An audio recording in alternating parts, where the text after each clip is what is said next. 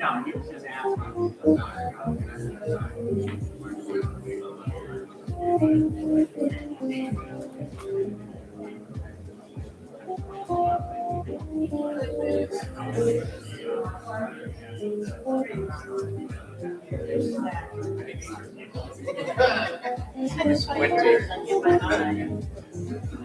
You do the mayor feed stuff.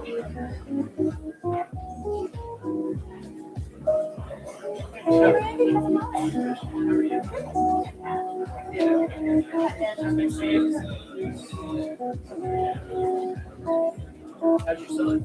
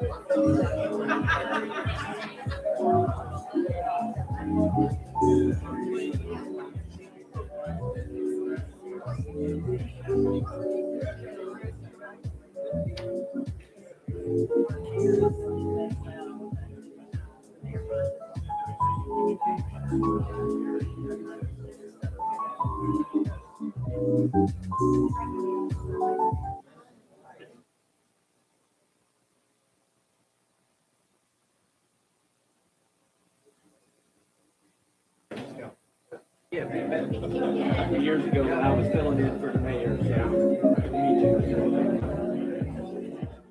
So we could meet right there at the church. So, yeah.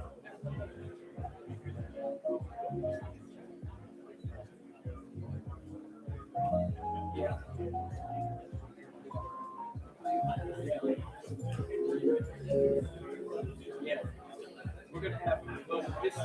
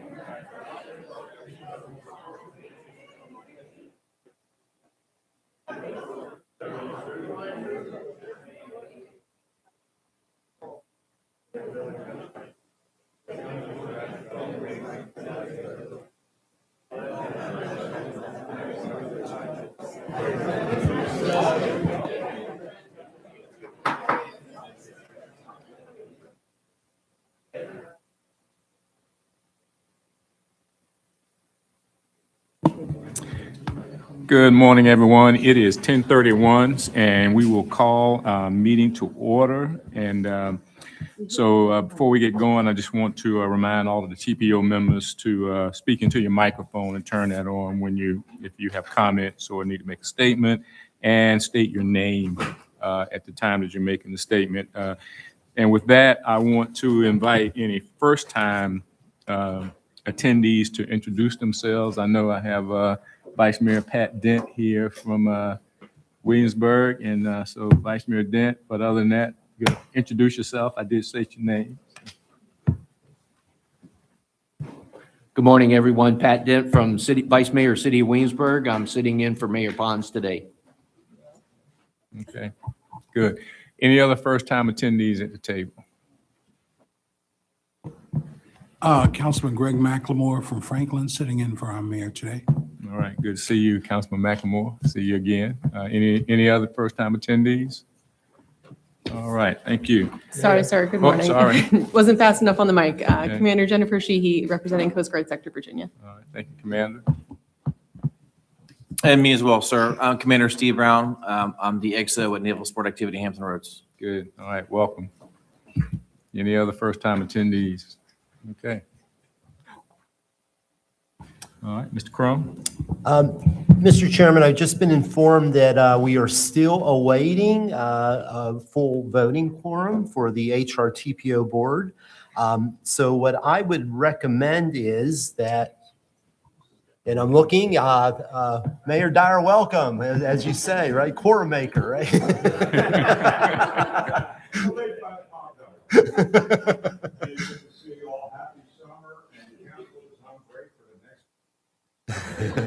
Very good. So, Mr. Chairman, please ignore anything I just said in the last 30 seconds. We're good to go. All right.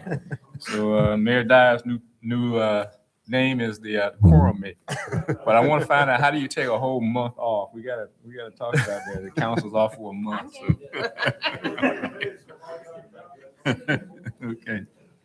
All right. So with that, item 2 on the agenda is to approve the agenda. There is one replacement here, replacing item 5D that's on the agenda with a new attachment, 5D, which adds a request from the city of Newport News and adds an HRTPO resolution for the 2026.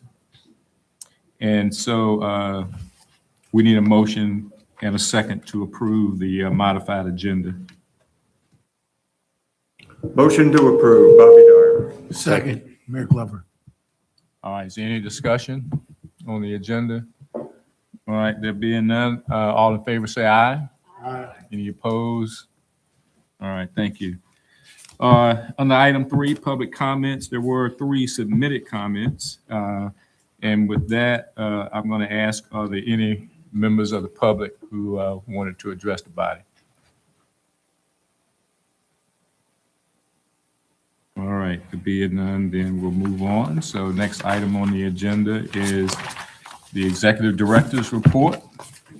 Yes, thank you, Mr. Chairman. My monthly report is included in the agenda for TPO board members. As always, please follow up with me with any questions or if you would like more information on any of those items. Mr. Chairman, I would like to just highlight a couple of items. So first off, for our friends up in the peninsula, Newport News, but really the entire region, great news in the last month.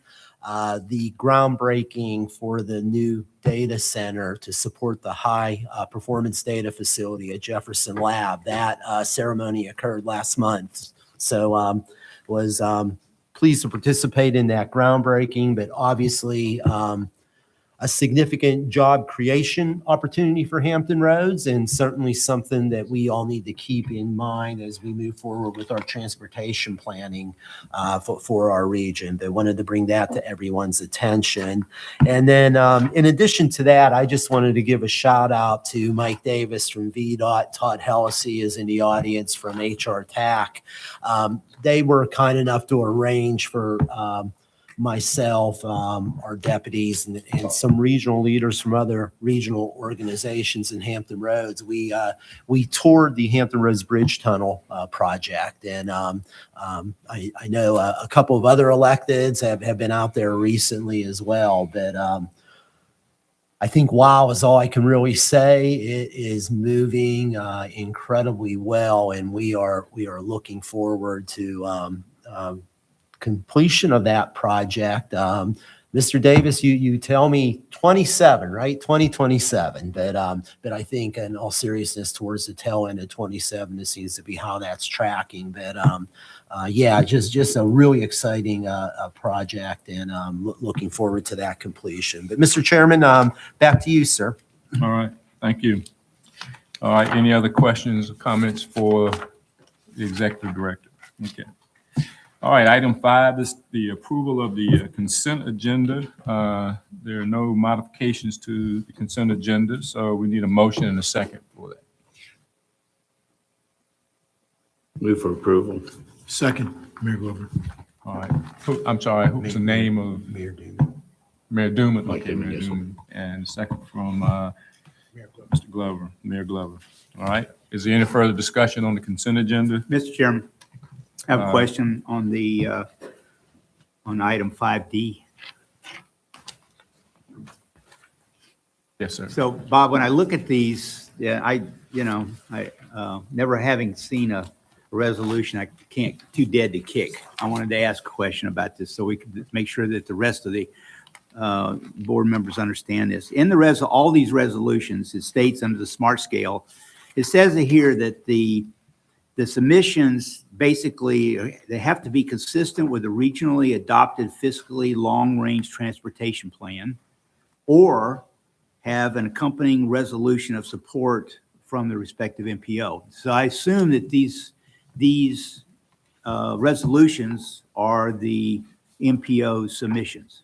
Is that correct? No, they are submissions by our local governments that we are supporting to make these projects eligible and able to compete through SMART scale, Mr. Shepherd. So what is so I guess the question I have then, the implications and the way it's stated is that the long-range transportation plans, they're either going to be adopted in the long-range transportation plan, which I assume that all these things have been done at one time, or we would end up with a MPO policy resolution.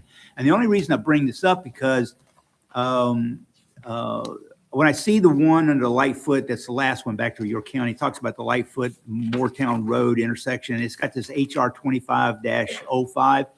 And I thought maybe that was an implication of that part in a plan, long-range plan. But the big question I have is if these are modifications, what is the impact on the long-range plan? So they would only be able to be advanced as part of the fiscally constrained long-range plan if the SMART scale applications are successful. Okay, so if they would, these are to support the SMART scale applications. If they would be a winner under SMART scale and achieve that money, these are resolutions of support saying that they're either A, consistent with the fiscally constrained plan, or because we now have money for them, they can be added to that fiscally constrained list. So the question though, are they in the plan? Are these projects in a plan or something being added to it? Because I thought we had a fiscally constrained plan that I'm thinking of what was it, 2050, the last one we approved. Mm-hmm. And I thought that was the fiscally constrained plan. Yes, sir. And now, if these are added to it, what is the impact? Is that we're just getting extra money that we found? Yes, we would be adding extra money into our regional pipeline if we're successful with SMART scale. Dr. Parthasarathi, would you mind, or Ms. Stith, adding to that, please? Sure. Great questions. For VDOT's perspective, you're right that VDOT says for any project that is submitted for SMART scale, it either needs to be consistent or in the region's long-range transportation plan or have a resolution of support. For the HRTPO guidance, we established previously that for any project coming out of this region, whether it's submitted by us or a locality, we would support it with a resolution just to show that the region is behind it. For all the SMART scale applications that are part of item 5D, they are all consistent or in the long-range transportation plan. So if they're all accepted, there is no fiscal impact to our long-range transportation plan because we've already reflected them. So you're saying that, okay, so make sure I can get this understanding. I'm always concerned that when we add stuff in there, we are going to affect something else, right? Because the money's always tight. We've spent all our money out to 2035 or 2040. Okay, so we're not burdening ourselves with this. Somebody else has got to come up with extra money, and generally it's going to be the state. We've already accounted. We've already have for the smaller scope projects that we say are consistent with the long range transportation plan, which are the majority of these applications. We already have a set aside. So there is no impact if every single one of these are successful in a smart scale round. For the few that are actually line item listed in the long range transportation plan, which we note in different resolutions, there is no impact to any of the remainder of the projects in the plan if they're successful.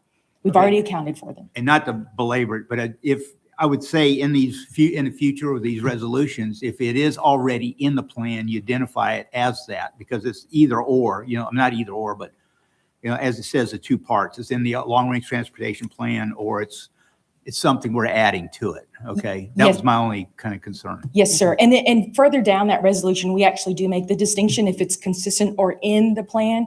And we make that note. For the particular project you were highlighting, that would be one that is just consistent with the plan.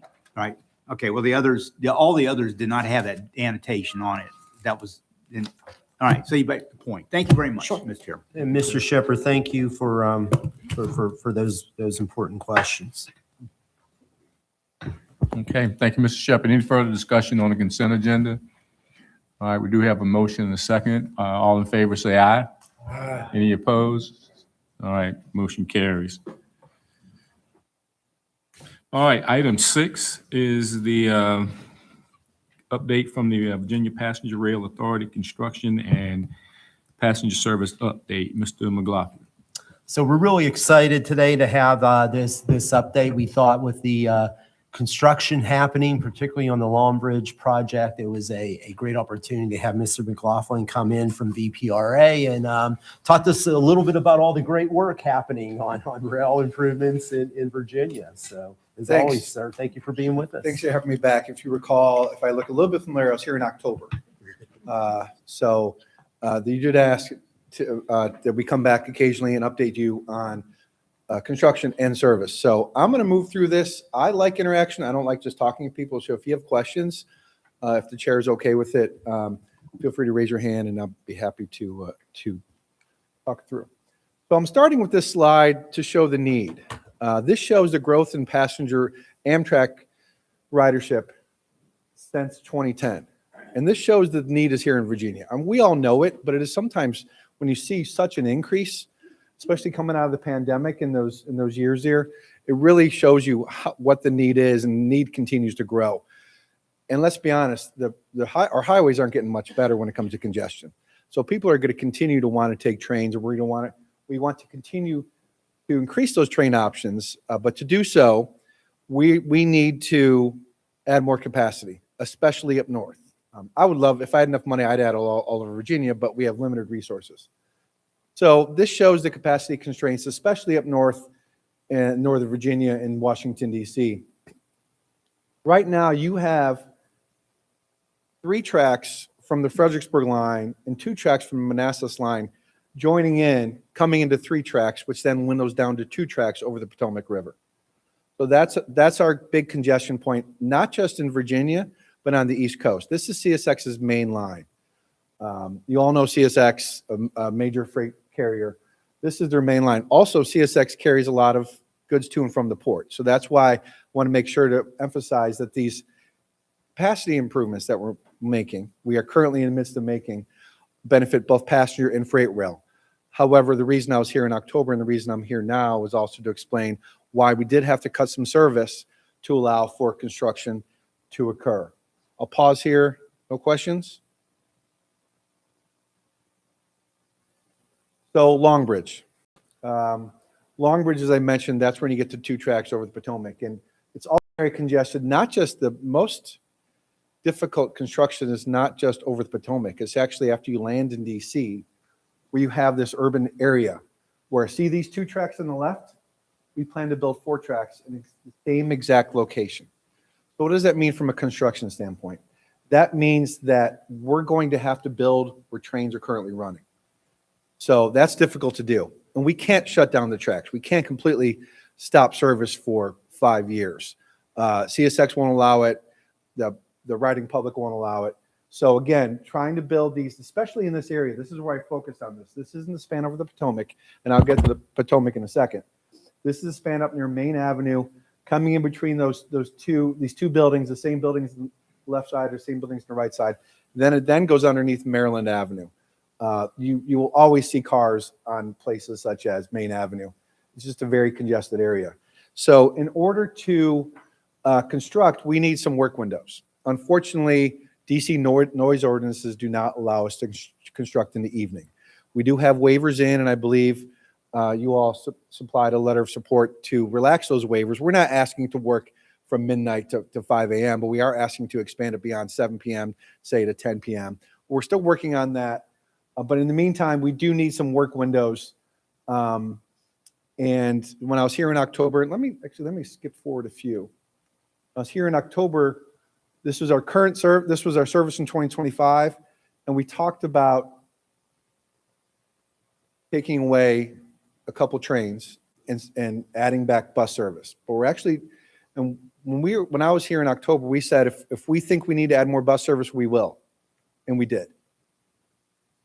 We added Newport News we added Williamsburg as of July 1st to the route. We also added 2 Richmond round trips as well. And the buses are faring well. Some of the buses are up to 80% capacity. And if they get to the point where the need is greater than the capacity we have, we'll look into adding more buses. And I know I'm talking to Zach and others at DRPT about what we can do statewide. I think VPRA and DRPT are talking about that. And this will be part of the consideration. But let me go back, if I can, to talk about these track following activities. So if you're within a few feet, and there's various rules as far as a vehicle or person, trains can't go through. As you can see, these gentlemen are right above the tracks, right above the fouling area, as we call it.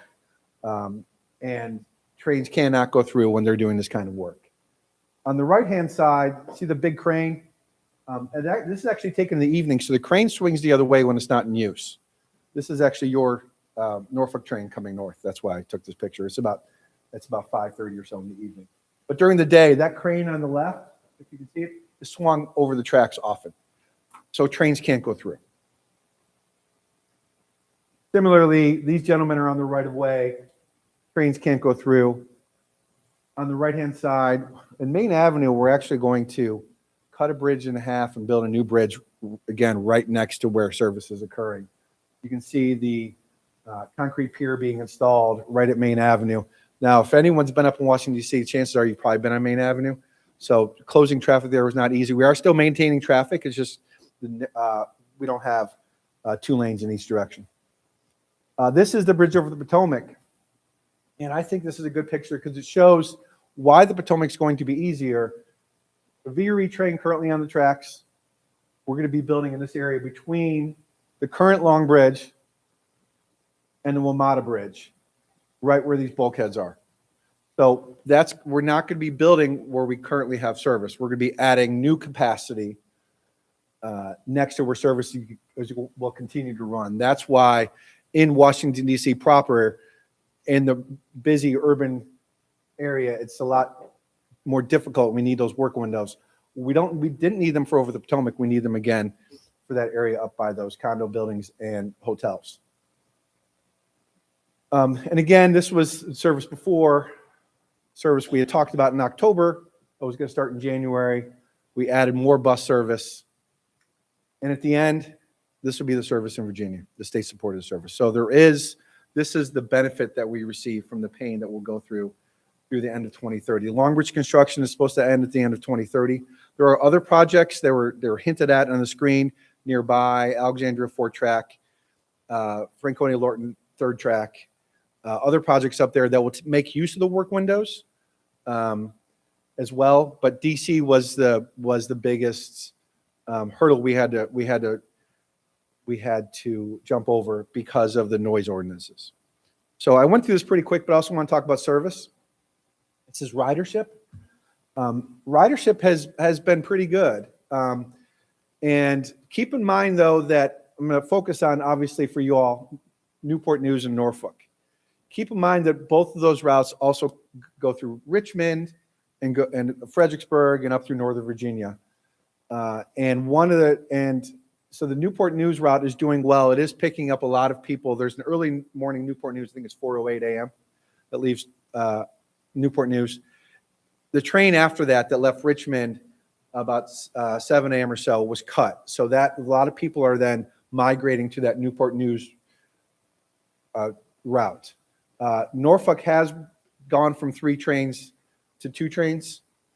And you see a decrease, but it's not as big of a decrease as going from 3 to 2. It's 13% decrease.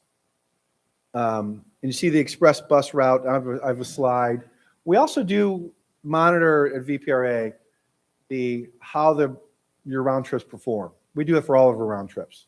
So this is included in our executive director's report every month. This is publicly available online, but I thought I'd share it with you all. We do worry about customer on-time performance. So I'm not going to lie. A lot of times I don't want to go somewhere and give some news that's not great, but we make this public for a reason. On-time performance is a concern. So we're working with CSX and VRE and Amtrak to try to improve that. We want to get that up to the 80%. We want to get to 100%, of course, but 80% or higher are the levels we want to get on-time performance to. And then here's the Norfolk on-time performance for Norfolk is better. It's in that 70% range. And here's the bus round trips. Again, we started, as we said to you in October, if we need to have more bus service, we will. We added it from DC to Richmond. We found a lot of times that people might want to take the bus north, but the train back. Because again, the train service was cut during that morning time frame. The buses also do get to use the tollways, the toll lanes, which is very beneficial. In fact, I almost want to whisper when I say this. Sometimes the buses are faster than a train. I see DRPT smiling over there because they help run the Virginia Breeze buses. They get to use the toll lane, so they're often faster. And as this shows here, the highest ridership is the southbound 1215 from DC arriving in Norfolk at 4:35, 77% full on average. Some buses might be a little higher than that since that's an average, but we are watching the load factor on these buses. And if they get to a certain point that we need to talk about adding some buses, we'll discuss that internally. That's all I had. I wanted to be quick. I know in October I got the sense that being quick is good, but still getting the point across. So happy to answer any questions. Thank you. Questions for Mr. McLaughlin?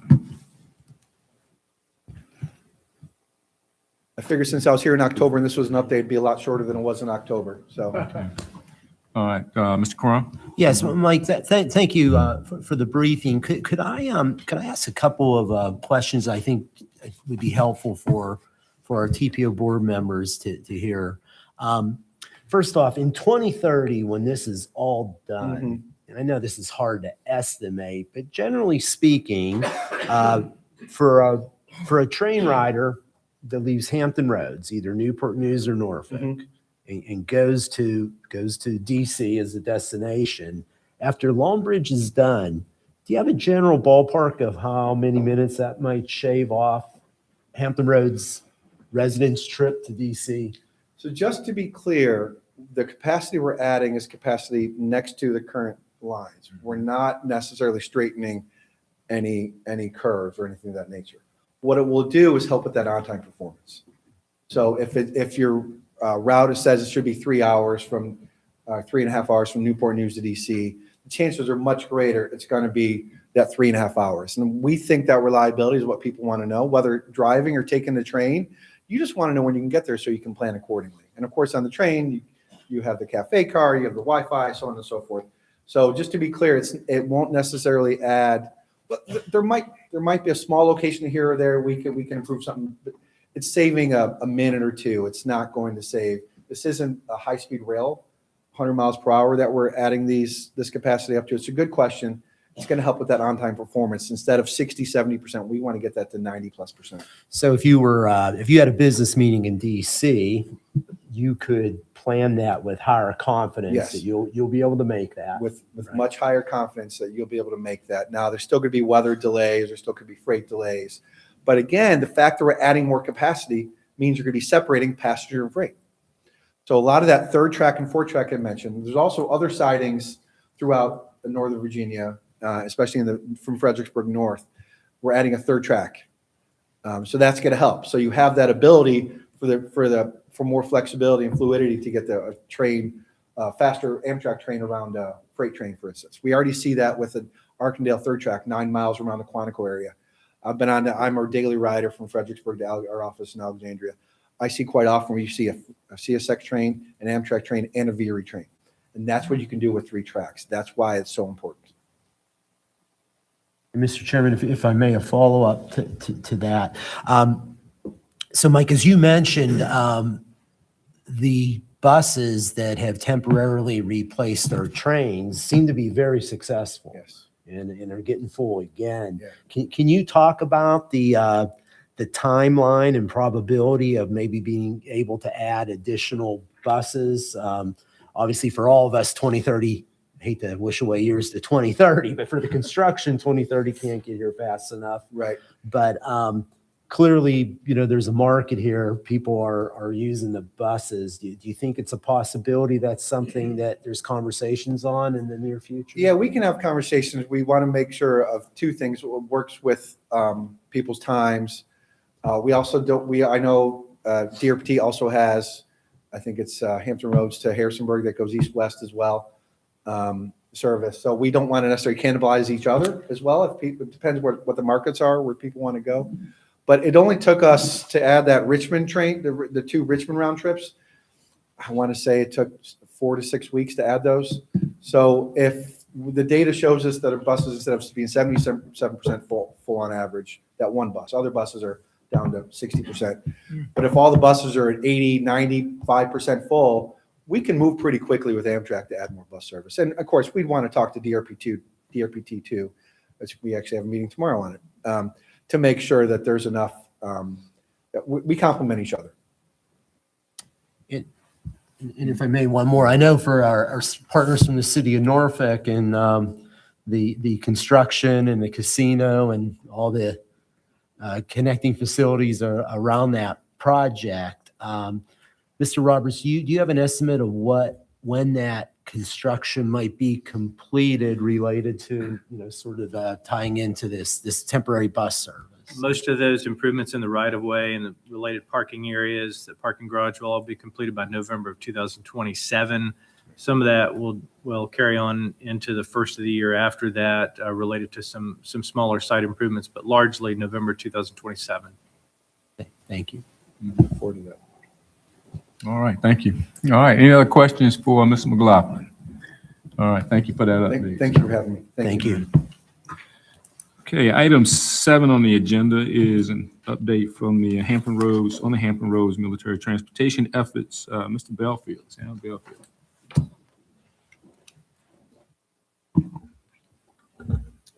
Well, good morning. My name is Sam Belfield. I'm a senior transportation engineer with the HRTPO. I've been here for 27 years. And one of my core responsibilities over the years has been, how do we better integrate the military into our transportation planning process?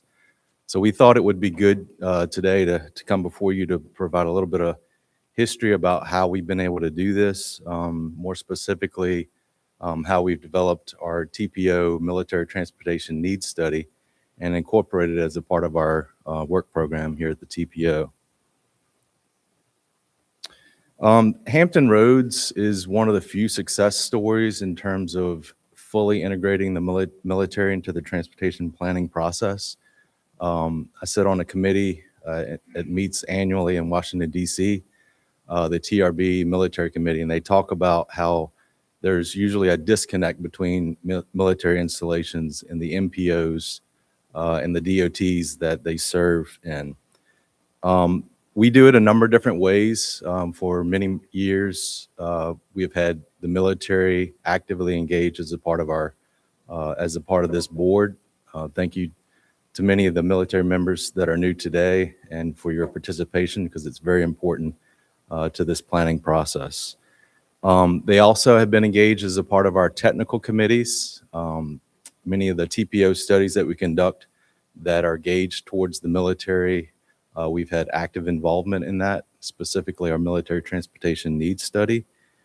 And we also, as a staff, were able to provide technical assistance when it comes to military studies in the region, whether it's joint land use studies, the PPP route study that's currently ongoing in draft format. Our staff has been able to provide input and comments on that. As I talked about, our staff actively participates in regional committees such as HRMPA and HRMAC, as well as the TRB annual committee that I just mentioned earlier. A little bit of background about the Hampton Roads Transportation Needs Study. This was a study that started in about the year 2010. It started because we first wanted to investigate and analyze the adequacy of the current straw net that is within Hampton Roads to make sure those connections in and out of our installations were adequate. As we got into it, we expanded that study, which I'll talk about in a few minutes. We expanded it to other military locations throughout our region and developed what we call roadways serving our military. We then identified any transportation projects that would be beneficial to the military, and then we wanted to provide military consideration as a part of our project prioritization process. The StrawNet, if you're not familiar with StrawNet, the Strategic Highway Network, it's the minimum highway network that has been set up by the military as the minimum network that they would need in order to deploy their cargo and military personnel in a defense emergency. You can see that it's very comprehensive throughout the United States. It extends into many regions such as Hampton Roads, of course. And beyond that, there are StrawNet connectors that are the local roadways that provide those connections from this network to specific installations in the Hampton Roads region. So this is a snapshot of the StrawNet. The StrawNet roadways are shown up in blue on this map. As a part of the military needs study, we decided to expand that network to the other defense installations throughout our region, and those roadways are identified by the ones in red. Together, both the red and the blue roadways are what we call roadways serving the military, and we use this as a basis to do our analysis for our studies. Now, speaking of the StrawNet, the TPO is in the process of completing a regional rail crossing study that our staff's been working on, and the number one candidate for improvement of this study happens to be the intersection of Hampton Boulevard and Terminal Boulevard, which was the number one out of 307 at-grade crossings. The reasons that this is important is because it's an intersection of two StrawNet connectors. Both Hampton Boulevard and Terminal Boulevard are StrawNet connectors. And the city of Norfolk has actually submitted a VDOT STARS study request to analyze this intersection for additional potential improvements at that intersection. Power projection platform routes. The military has developed these as well. It's a subset of the StrawNet. These are about 5,000 miles of roadways that connect the power projection platform installations to seaports. Within Hampton Roads, our PPP routes extend from Joint Base Langley Eustis to the Newport News Marine Terminal and to the Portsmouth Marine Terminal. When we're looking at the roadways serving the military, we look at different deficiencies that are on that network. Two of them that we look at are severely congested roadways that are occurring on that network. We also look at deficient bridges that are along the roadways serving the military. The military vehicles are, of course, a little bit bigger, taller, and wider. So they have different preferences for vertical clearances, and so we've identified any of those clearances that are below those thresholds, as well as lane widths that are below 12 feet, so that we can plan better for future improvements to those roadways. Now, any future project that's located along StrawNet or the PPP routes receive points as a part of our project prioritization process. The candidate projects that are analyzed as a part of our process receive additional points if they are improving access to our defense installations. And you can see on this slide, we have a number of different data components that go into our project prioritization process, and the military is just one of those. Phase 2 of the military needs study was completed back in 2012. It was a comprehensive military commuter survey. This was to determine any of the challenges that our military were having as they made their commutes to and from work on a daily basis. And we received an overwhelming response of nearly 11,000 responses. Just to show you a little bit of results from that survey for those of you that weren't around. One of the questions that we asked were, what is your home zip code? We didn't want to drill down too detailed into where they, were residing. However, we were able to produce these types of maps. This shows Naval Station Norfolk, and it's randomized within each of those zip codes as to where they're commuting from on a daily basis. And you can see that many of our commuters are traveling from all over our region, as well as points all the way down into North Carolina. But we did even see a couple of dots into Washington, D.C. on a daily basis. One of the questions that we asked as a part of this survey were, what are some of your major transportation problems that you're seeing as you commute on a daily basis? Of course, number one was traffic congestion. They're concerned about the traffic backups once they get to the gates. I think that was a problem then. It continues to be an issue. Poor roadway maintenance, long delays at signals, and difficulty at some of the ramp locations that we have in the region. Flooding was also another point of emphasis. Another question that we asked was to find out, if they weren't taking transit, what are some of the reasons why they might not be doing that? Some of the responses was that they said that it takes too much time. Once they get to the base, they don't have a way of getting around during the workday with a shuttle circulator, which we'll talk about in a minute. And then other responses were that they just prefer to drive their personal vehicles, or that they have dependents that they have to bring to, whether it's daycare or different medical needs. So one of the questions that we asked specifically as a part of the survey was, would you be interested in a shuttle or transit circulator service for travel within your military installation? And for Naval Station Norfolk was the top response. We received about 2,500 commuters that said yes, they would be interested in that. And so, which has led to a success story. As you all know, we have what's called HRT has Base Express that currently operates on Naval Station Norfolk. It's been operating about 3.5 years. It's free to service members. It operates 2 routes, one on base, one that goes on base as well as off base to the Navy Exchange and to several other points. There was an article a couple days ago from the pilot that talked about how successful and how it's surpassed the ridership expectation. And so this is one of the really good success stories that was born out of the survey. HRT and the Navy got together, as well as, through our RTAP, the Regional Transit Advisory Panel, had these discussions, obtained funding.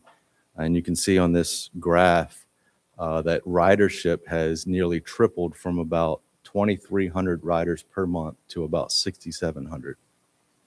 It's received so much interest. HRT has told me that other locations, such as Portsmouth Naval Hospital, is also interested in expanding service to those locations, but they're just trying to work out some of the logistics on expansion. In 2013, we expanded our study to look at potential flooding to roadways serving the military. We looked at 3 different scenarios, partnered with the Planning District Commission to come up with different flood projections to see which of those roadways serving the military would be vulnerable under those particular conditions. Finally, as the next steps, we are, as a staff, conducting a flooding and sea level rise impacts to all roadways in Hampton Roads this fiscal year. And we're planning as a part of this study to update those impacts specifically to roadways serving the military. We want to continue to update our transportation needs study work as we head into the future. So we've integrated it into our future work programs. We want to continue coordinating with the state as well as many other regions across the nation to adopt and incorporate military routes such as StrawNet and PPP routes into their project prioritization processes. I sit on the committee up in DC. There's actually been a guidebook that's been put out by Federal Highway that's soon to be released.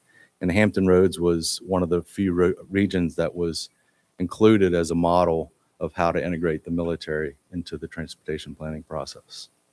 With that, that concludes my remarks today. This is a link if you're interested in how we've been able to integrate the military into the planning process. It's a link to some of the documents that we have on our website. Okay, thank you. Questions for Mr. Belfield? Any comments? Mr. Shepherd? Yeah, well, you showed that first map that came up there. The first thing came to mind was, when we created the interstate system under the Eisenhower program. And yeah, I was at the beginning of some of that, so I do remember it. But the question I'm kind of wondering is that there's like two pieces to this. There is the piece where we have mobilization of our military force, and then we have the piece where we have people just living in the community, which are all over the place. And Navy representing about, 80% of our military force in the region. And the carriers coming in and out of here, the forces do not necessarily live here. They could live in Jacksonville or some other place, and then when they get ready to deploy, they come back here, and then they stay here and then go get on the ship. So I'm wondering, I was looking and thinking about the old structure, a way we laid out the roads based upon the thinking of the military operations, the strategic movement of forces, and how that might have changed today.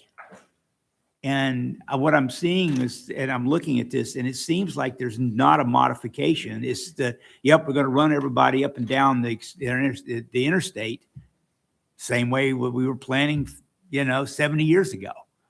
And so do they look at the modification of the strategy of how our road systems today or how they fit with the current changes in warfare and stuff like that? Is that ever even thought of? Or is it just everybody just saying, nope, it's a road, we're going to run it from, this is how we're going to get on the road, we're just going to go to work and then come back. But how about on a strategic perspective, like movement of large amounts of equipment, stuff like that? Is that part of what you review? That's interesting. I mean, yeah, you're right in terms of, land use planning. If you look, it almost seems like we're reactively trying to plan for some of these movements. But in terms of, looking on the front end in terms of land use, perhaps, we may have built some of the housing that a little bit more substantially closer to those installations from the get-go.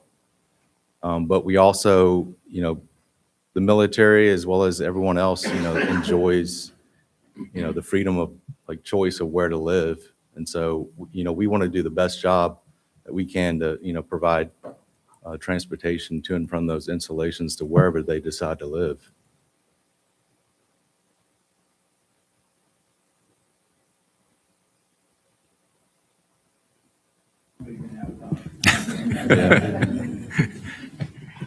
All right, Mr. Crum. Yeah, so the one thing that I'll just mention, and I know that your staffs understand this because they're working so closely with Sam, but those reports Sam put up there, that compendium of reports that he had on his last slide, just represents a tremendous amount of work and data. And one of the things that this really presents for our region is when you are competing for smart scale funding, when you are competing for federal funding, whether it's infra, build, or other programs, the data in Sam's report is so important, right? Because you can document the criticality of these roadways and these projects you're applying for to our military transportation issues and really can be used to really strengthen your funding proposals. So, Sam, I know with your interaction with the technical staffs of the localities that they're very aware of this and use this on a regular basis. But did you want to speak to that a little bit? Because I think, this database is really powerful for that use. Yeah, a lot of the grant applications that we do, or if a locality submits it, they will point towards, this work,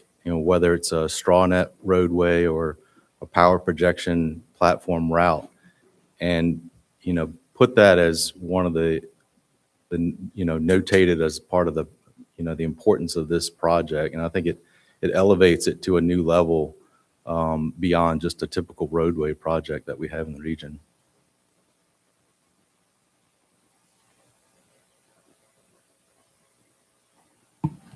Okay, any other questions for Mr. Belfield? All right, thank you. Thank you for your presentation. All right, next item on the agenda, Transportation Alternative Set-Aside Project Selection and Funding. Mr. Jeff Waliski. Not trying to speak again, I just left my.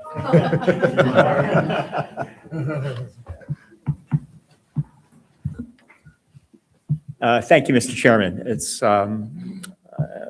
wanted to give the board a quick update to the final Transportation Alternative Set-Aside project funding selections for the next 6-year plan update, which was approved by the Commonwealth Transportation Board back in June. So for those of you who have been at this table for a long time, you might remember the term Transportation Enhancement Program. This was the first attempt, going back several bills, to provide funding to non-traditional type transportation improvements, not just road widenings, but bikeways, pedestrian paths, historic preservation, even those types of things. And that has evolved over iterations into what is now termed the Transportation Alternative Set-Aside, TA Set-Aside Program. And a very important funding source, even though it's one of the smaller programs in the federal act, to provide funding to the non-traditional type of projects that are important in community building. This TA project selection process in Virginia goes over a 2-year period. Funding is allocated for 2 years, so the allocations you're seeing are for the next 2 fiscal years, 27 and 28, and that would open the window for the next cycle in October 2027. Mentioned this briefly before, but the TA program is targeted towards the non-traditional type, non-widening capacity type improvements. And you see some of the categories here and further listed here. But again, these are projects that have for a long time did not have a federal funding opportunity and now do, and are doing good things across our communities. And it's an important program. So for this current cycle in 27-28, the Hampton Roads area had about 11.2 million available.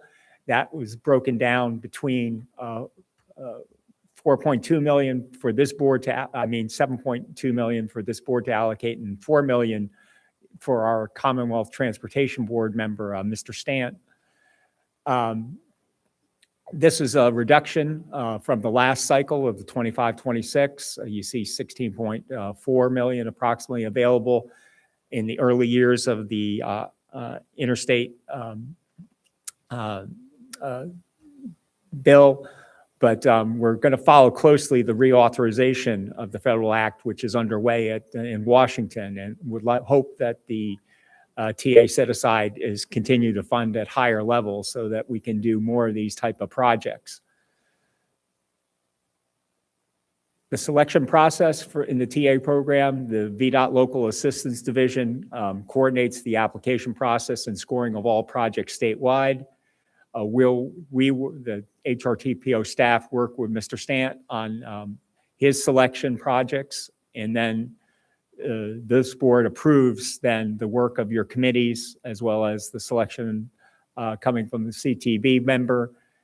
And then once that is forwarded to Richmond and the Commonwealth Transportation Board and VDOT, the CTB may consider adding additional TA projects and funding within available funding limits as part of the final 6-year plan update process. So this table, which is difficult to see, but hopefully will look a little familiar. This was the TA project selection that was completed by this board in February. You'll see Mr. Stant put his $4 million towards 2 of the major trails in the region. The 757 trail for a portion up in Newport News at Enview, as well as the Suffolk Seaboard Coast Trail. And then after that 4 million allocated, the 7.2 million available to the region went to the 3 high scoring projects, as you see there. And this was the information forwarded to VDOT after the board action in February. I'm here today to share some good news that as the CTB board worked on finalizing the 6-year plan, the at-large Commonwealth Transportation Board members selected additional Hampton Roads projects beyond our $7.2 million limit to add to the project, given the strength of the applications and the way these projects scored competitively across the Commonwealth. So you see highlighted in green 3 more projects in Hampton Roads that received CTB funding in the final 6-year plan update, as well as an Accomack County project receiving funding. So this brought more than 5.3 million more TA set-aside funding to the region beyond what this board was able to allocate within limits back in February. And so you see going forward for the next 2 years, these are the projects that are advancing under this program. Wouldn't expect everybody to read these summaries. The presentation will be made available online after this. So if you have questions about any of the selected projects, as you meet with constituents, other interested people, these are explanations of what this funding will accomplish, and that will be available, as well as there's more information both on our website, the VDOT website, and federal information about the TA set-aside program generally. And it's presented for information. Again, like to share a little good news when it happens, the additional funding coming to the region, and happy to take questions. Thank you. Questions for Mr. Wielicki? Mr. Shepherd? Just a comment. I don't know who came up with this idea, but it is awesome. Okay. You get these little bitty projects, and little bitty compared to the $1 billion projects or $100 million. These things really stand out. And York County, I've been getting a lot of questions about where's the 757 trail? You know, what's going on? How's it going on? I don't know why I'm getting this all the time, but there's a focus in the community up and down the county, which bumps into a lot of the municipalities around me. And I know you guys got to be getting some of the questions, but it's a small amount of money, and it's put against some important projects. They're very visible and they have meaning. You know, obviously HRBT and all that kind of stuff are there, and you hear about that, but these small ones really stand out. So thank you very much for all the work that everybody has worked on this system. This is for $11 million. I think we're getting way more gratitude from the public. Okay. So thank you very much. Thank you. Other questions or comments? All right. Thank you, Mr. Wielicki. Next item on the agenda, CTB, but there's no one here from the CTB for a presentation today. And so with that, we'll move to item 10 on the agenda, which is a VDOT update from Mr. Mike Davis. We're always interested in seeing this one. So. I don't have a whole lot to update, but I did want to share with y'all. Last time I was here, I did a presentation on the projects, the HREL, all the way through the whole system. But I want to give you an update on the Peninsula projects. That's HREL 4A, 4B, 4C. Last time here, I told you to be finishing up, wrapping up around the end of October timeframe. And really, it's moving towards the December timeframe. That's when they'll be open up for the express lanes to be used. The express lanes in that area, just to remind y'all, is westbound coming out of the tunnel under construction. It's not finished yet, but you can pick up the express lanes somewhere around Settlers Landing would be the entrance point. take you all the way up to close to Jefferson Avenue, Denby Boulevard to come out of it. Coming eastbound, you'd get in somewhere around that Jefferson Denby Boulevard interchange coming through. You'd pick up the express lanes and you'll pop out around Mercury Boulevard. We have to close off a small section of 4C express lane until the tunnel is finished. So you get an express lane where we're closing it off. Reason we're closing off is there's no exit getting out of there. You go straight through the tunnel. So we'll have that closed off. More information to be coming out on that. And Bob, I would ask, I think your next meeting is October. I can do another update for y'all, PowerPoint slide presentation for the whole system, including those two, if you're interested. That's all I have, sir. Good, thank you. Mr. Davis, if I can just add, I was in Madrid, Spain back in April with the Bloomberg City Lab program, and I did take a tour of the tunnel project there where they use tunnel boring machines. And in getting that tour, they took us into an emergency exit as we were leaving. That emergency exit took us out of the tunnel back to the city streets. And I was surprised at that they had one. And I wondered, I wonder if they had done something similar, thought about something similar for ours. But then I was reading in a VDOT update recently that there is an emergency lane. Could you just speak a little bit about that and how it would work? Yes, sir. So actually, ERC, their tunnels, 264, Midtown Tunnel coming through, the newer one, has the same system to where if you're driving through that tunnel, you'll see this running man on the side and you'll see a set of doors. That running man is an indication of there's an event in the tunnel, like a complete shutdown accident, they got to evacuate.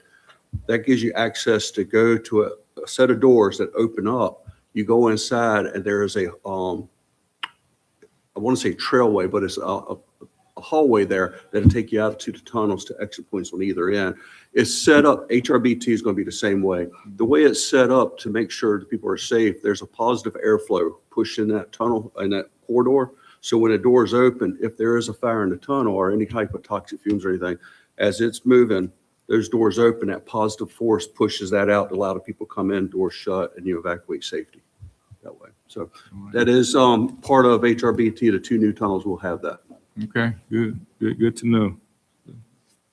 All right, questions for Mr. Davis? Any other questions or comments? All right. So on to item 11, Mr. Zach Trogdon from DRPT. Yes, sir. Thank you. Trogdon. Just a couple of things as well. Just to let you all know that one of the big initiatives when new leadership at DRPT came in was to look at the operating allocation process that we have. And so we've been spending a number of months looking at that and considering some alternatives. And so those changes will be going to the Commonwealth Transportation Board in September. We're fortunate here. We've had John McGlennon is actually chairing a committee that's been reviewing those, and HRT has been very involved, as has WADA with Mr. Scalia. So it's been well vetted. But if you're interested, I mean, this process allocates about $110 to $120 million a year out to agencies in order to help fund operating. And in instances, it can be from 20 to 30% of their total operating costs. So it is an important source of money for our agencies. So if you're interested in that, please contact your transit agencies or give us a call at DRPT or drop us an email if you have more interest in that, about how that's playing out and how it might impact your area. And the second thing is just on July 29th, DRPT is hosting up at Plan RVA in Richmond a workshop with FTA's Coordinated Council on Access and Mobility. And it's to bring together like the diverse agencies that help to provide human services.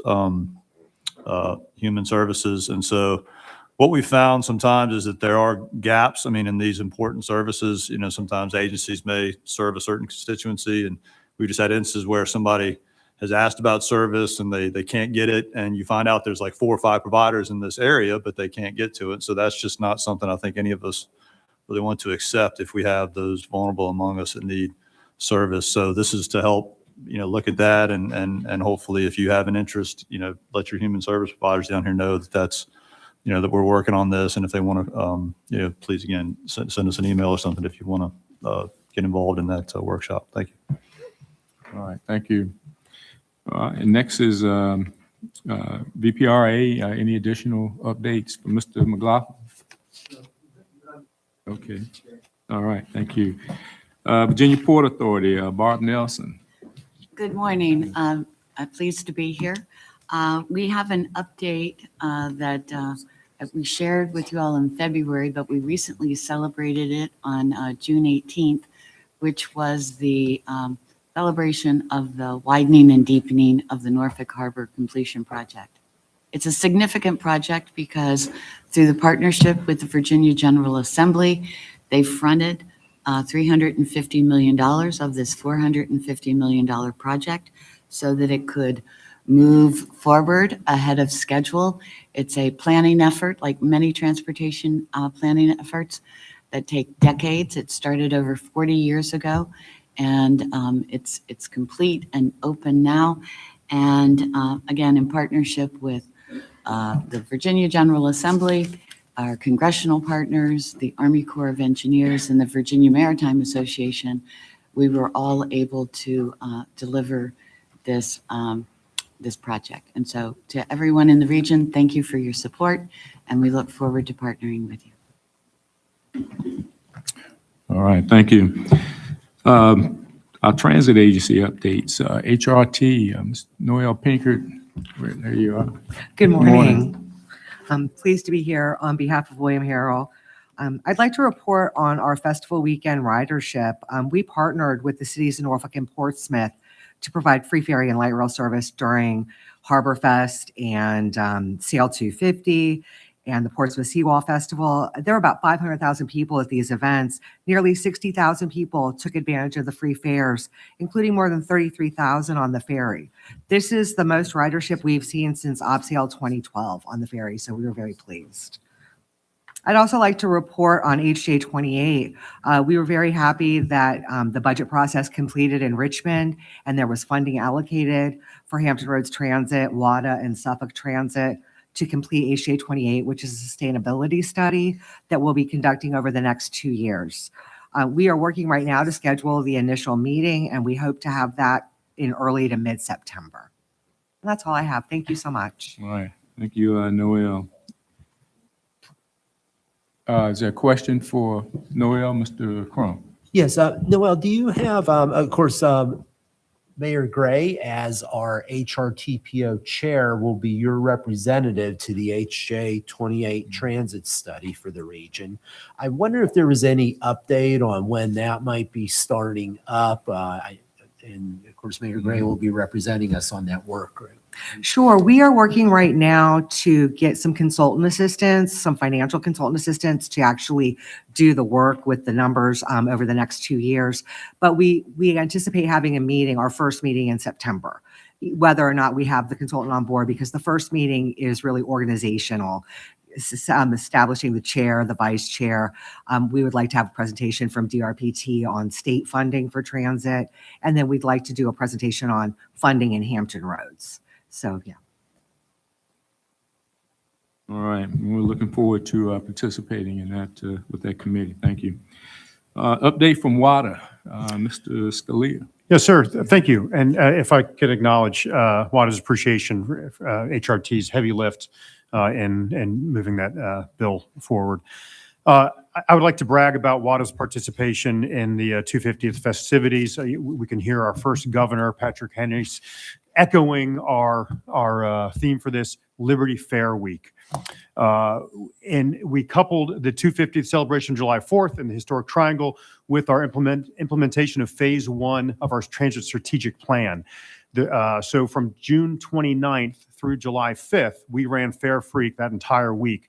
And phase 1 is a 30-minute, we increased our two major, really our artery routes, Route 1, Richmond, 2, Richmond Road, going from upper, the Walmart Rochambeau, upper 199 route down Richmond Road to Pocahontas Trail to Lee Hall. 30-minute frequency all day long. So Fare Free to generate excitement and new riders for that, and numbers show that. And then, of course, July 4th, we continued fare-free for that day for the massive crowds. And we extended hours from our normal 9 p.m. closure to midnight. Numbers proved this to be a success. We double-digit ridership on our weekday average compared to the same week last year on all of our routes. And for the July 4th, majority of our routes were over 50% ridership increase. I'd like to thank the municipalities in supporting us for implementation of Phase 1. And this is also done in partnership with Visit Williamsburg and Clone Williamsburg Foundation. So I appreciate their support as well.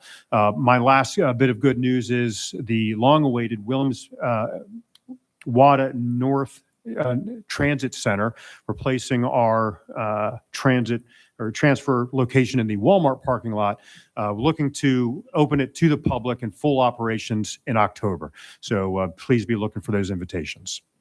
Thank you, Mr. Chair. Okay, thank you. Any questions or comments for either of our transit representatives? All right, thank you. Okay, we do not have representatives present from the Freight Transportation Committee or the Community Advisory Committee, so we'll move on to the military liaison updates, and I think the first one would be Commander Sheed. Thank you, Mr. Chairman. Good morning, everybody. Thank you for the opportunity to be here representing Coast Guard Sector Virginia. We celebrated the retirement last week of Captain Peggy Britton, our captain of the port, and she was replaced by Captain Brett Workman from our Atlantic Area Planning Office. So Captain Workman is now the captain of the port for the state of Virginia. And I am his representative moving forward. So happy to be here. I've just been here a month and really enjoy living in the area so far. I got to enjoy the Sail 250 celebrations as a civilian, but the day before I reported in, and really appreciated all of the works that your staff and teams put in, and the security, the safety on the waterfronts. I saw lots of city and county and volunteer boats on the water, keeping the port safe. So I sincerely appreciate that. Before I got here back in April, the port was due for a port and waterway safety assessment to understand the current uses of our marine transportation system in Virginia and how we can improve safety moving forward. Due to the lapse in appropriations that was postponed, it has been rescheduled for January. That is all I have. Thank you, sir. All right, thank you. And then also we have Commander Stephen Brown, the Navy. Commander Brown. Sir, I don't have any prepared remarks. I'm here on behalf of Captain Olson, the commanding officer of NSA Hampton Roads. He is triple booked right now, but I'm here in his stead. All I offer is that we appreciate this meeting, the coordination and everything that people do that represents the large footprint that we have at Hampton Roads. I heard aircraft carriers brought up earlier in the conversation. I've been on 3 of them, and it is substantial as far as the traffic that we induce, the parking requirements, accidents that we cause, and all those good and bad things. But appreciate this and the support for our community. That's all I have, sir. Okay, thank you.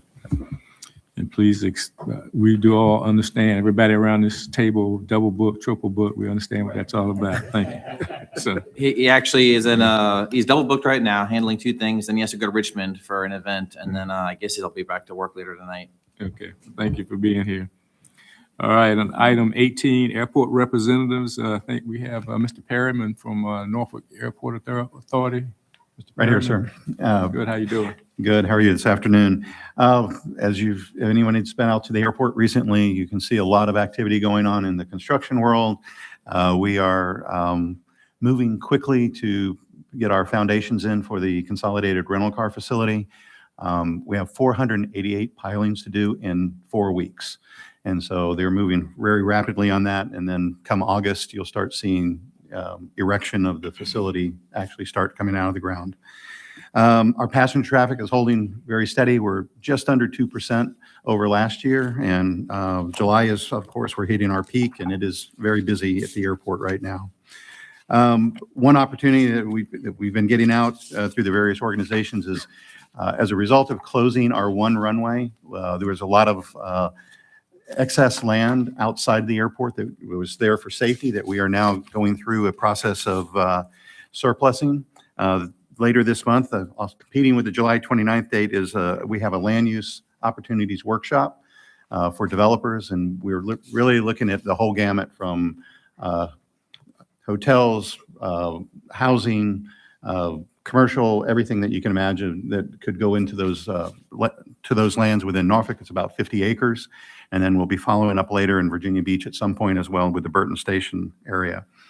And then finally, since Delegate Anthony's here, I just want to thank the General Assembly for their work at increasing the new air service incentive fund that we are trying to rely on to draw air service from international air service from Europe.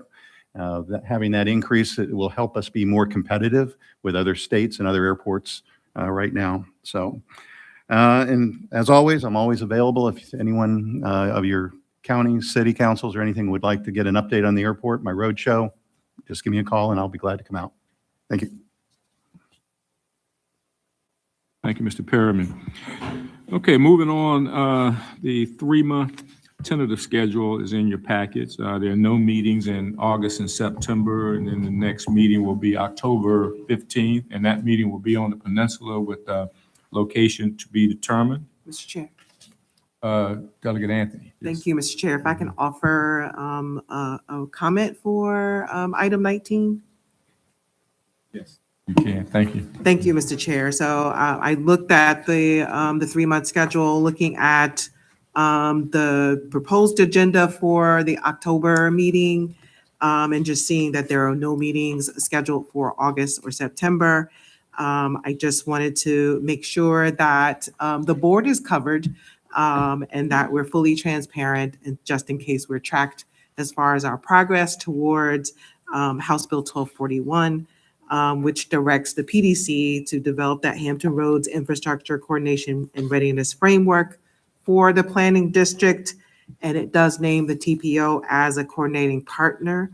And so I just wanted to make sure that within that agenda, either it's a distinct part of the regional legislative update or a separate agenda item, so that we can be on record that we are doing our due diligence with that framework. I know that right now, because we're entering in the new fiscal year, we're beginning our stages of planning and coordinating and applying for funding to really, activate that particular coordinating model. So I just wanted to put that on record. Thank you, Mr. Chair.